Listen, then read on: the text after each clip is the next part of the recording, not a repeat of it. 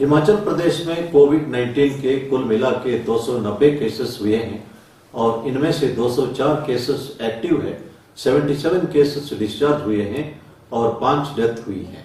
हमारा जो second battle का अधिकतर केसेस जो बाहरी राज्यों से हिमाचल आए हैं, ये कैरियर बन के आने की वजह से हुआ है और इनको क्वारंटाइन में रखा गया है, इसलिए ज्यादा चिंता करने की आवश्यकता नहीं है, लेकिन फिर भी हमें सतर्क रहने की आवश्यकता है। पूरे देश में 1,65,000 केसेस हुए हैं, 4,700 के आसपास डेथ हुए हैं और एक ही दिन में 7,500 के आसपास केसेस बढ़े हैं, लेकिन हमारा जो मॉर्टेलिटी रेट है वो 2.9% थोड़ा कम होते आ रहा है और डबलिंग रेट है, इसमें भी बढ़ोतरी हो रही है। ये स्थिति थोड़ा संतोषजनक है। तो पूरे विश्व में भारत का पोजीशन 9th पोजीशन है नंबर ऑफ केसेस के हिसाब से और 13th पोजीशन है नंबर ऑफ डेथ के हिसाब से। ये स्थिति थोड़ा सा संतोषजनक है, लेकिन हमें इस वक्त बहुत ही ज्यादा सतर्क रहने की आवश्यकता है। आज ही के दिन एडमंड हिलरी और तेंजिंग नॉर्गे माउंट एवरेस्ट चढ़े थे।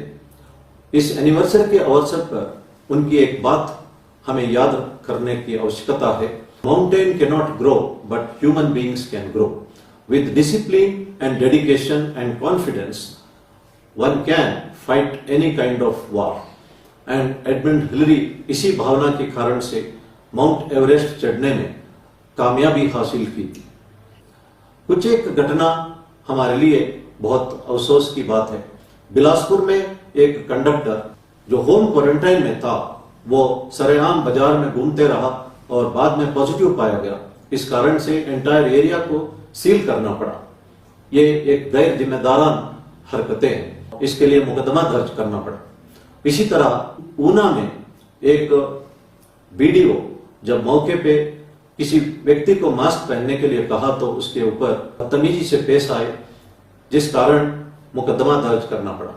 इसी तरह बद्दी में एक लेडी यूपी से आई थी और किसी को नहीं बताई थी, वो बाद में पॉजिटिव पाई गई थी।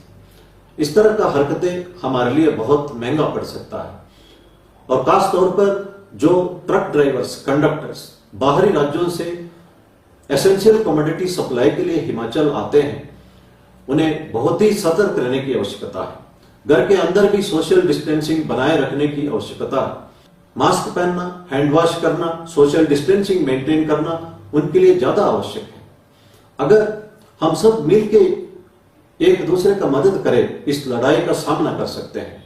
मैं चाहता हूं कि सभी लोग सही ढंग से मास्क पहने पब्लिक प्लेसेस में, ऑफिसेस में, और आरोग्य सेतु ऐप डाउनलोड करें और उसका सही ढंग से इस्तेमाल करें और सोशल डिस्टेंसिंग मेंटेन करें और लगातार हैंड वॉश करते रहे।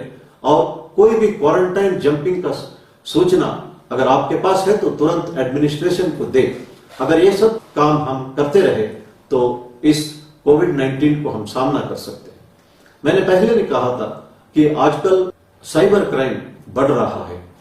कुछ एक लिंक्स भेजा जाता है जिसमें लिखा जाता है कि कोविड-19 आपके एरिया के बारे में अगर आप जानना चाहते हैं, इस लिंक को क्लिक करें। और अगर आप लिंक को क्लिक करते हैं, आपका पर्सनल डाटा सारा चले जाता है। बहुत सारे तरीके हैं जिससे साइबर क्राइम बढ़ रहा है। हमें बहुत ही ज्यादा सतर्क रहने की आवश्यकता है। मैं एक बात स्पष्ट रूप से कहना चाहता हूं, जब हम चाहते हैं कि समाज सुरक्षित रहे तो हम व्यक्तिगत तौर पर भी सुरक्षित रह सकते हैं। हमेशा हमें समाज के बारे में सोचना चाहिए। सरकारी नौकरी हो या प्राइवेट नौकरी हो, हमें समाज के लिए कुछ ना कुछ योगदान करते रहना चाहिए। लेकिन अधिकतर लोग जो है अपना व्यक्तिगत समस्या में उलझे रहे हैं और वो सोचते हैं कि हमारा व्यक्तिगत समस्या खत्म होते ही समाज के लिए कुछ करेंगे। ये इस तरह की बात है जो समुद्र में नहाना चाहता है, only when the waves stop, वो दिन वो संभव नहीं है।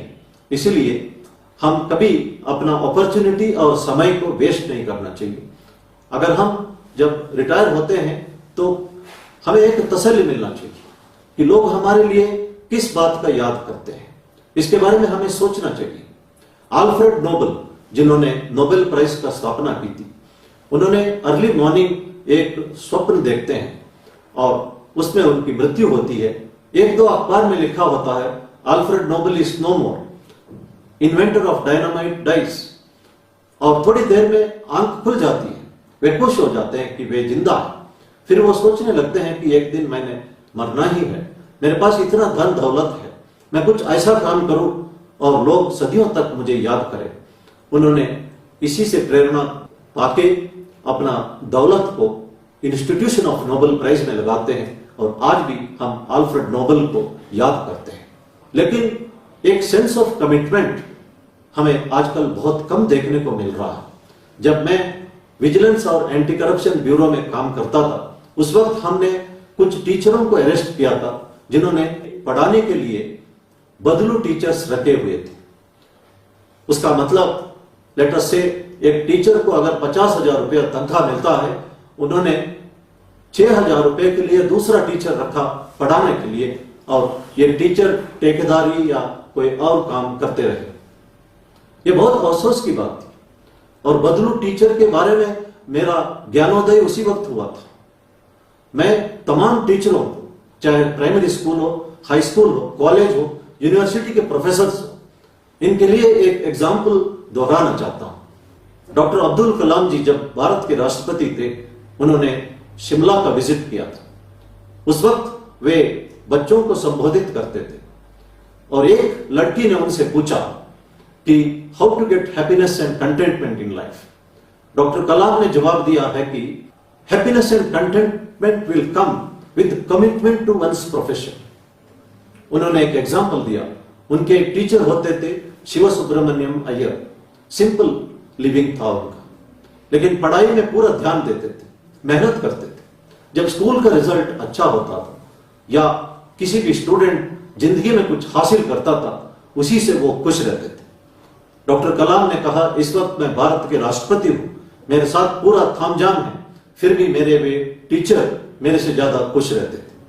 मेरे ख्याल में इससे बेहतर कोई एग्जाम्पल हम दे नहीं सकते। इसीलिए कहा जाता है वर्क इज वर्शिप। जो वर्शिप से हमें जो ग्रेस मिलता है, अगर सिंसियरली काम करने से वो ग्रेस मिल सकता है और हम एक तृप्ति लाइफ में पा सकते हैं। इसलिए मैं कहता हूं, हमारा जो भी प्रोफेशन है, पूरा डेडिकेशन से हमें काम करना चाहिए।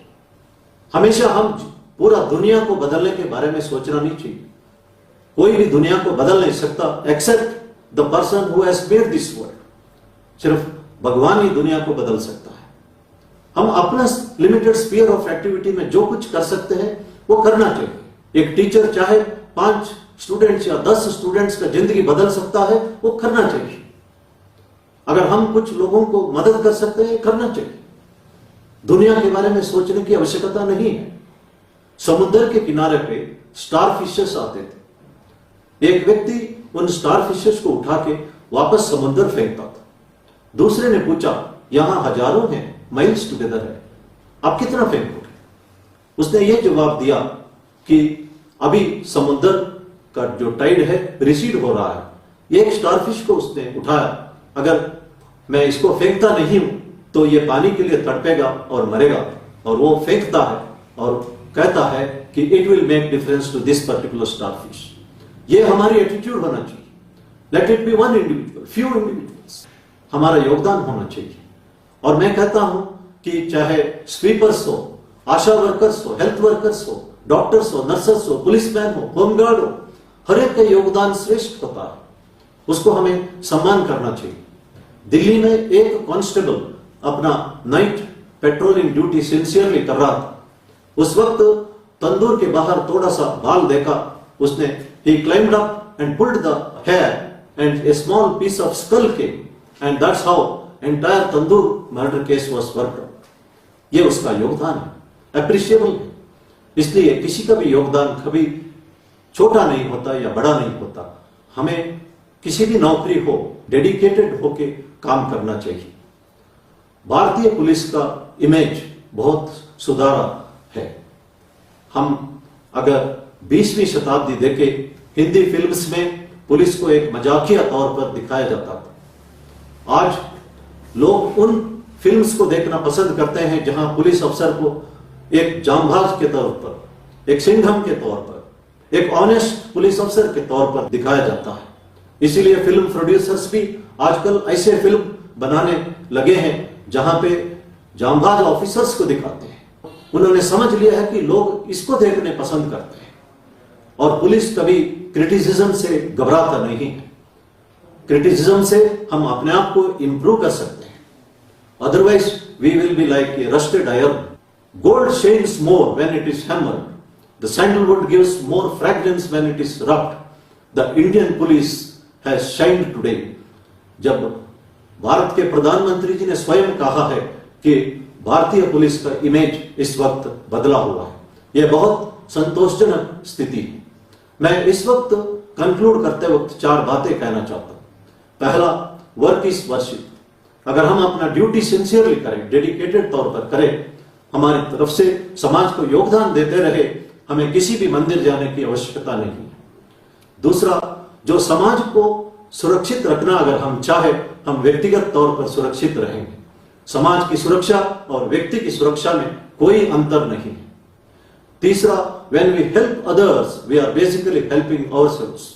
और चौथा, when we respect others, we are basically respecting ourselves. There is absolutely no difference respecting others and respecting oneself. मैं इन बातों के साथ अपना ब्रीफिंग खत्म करना चाहता हूं और अगला डीजीपी आगे का प्रेस ब्रीफिंग करेंगे। धन्यवाद। जय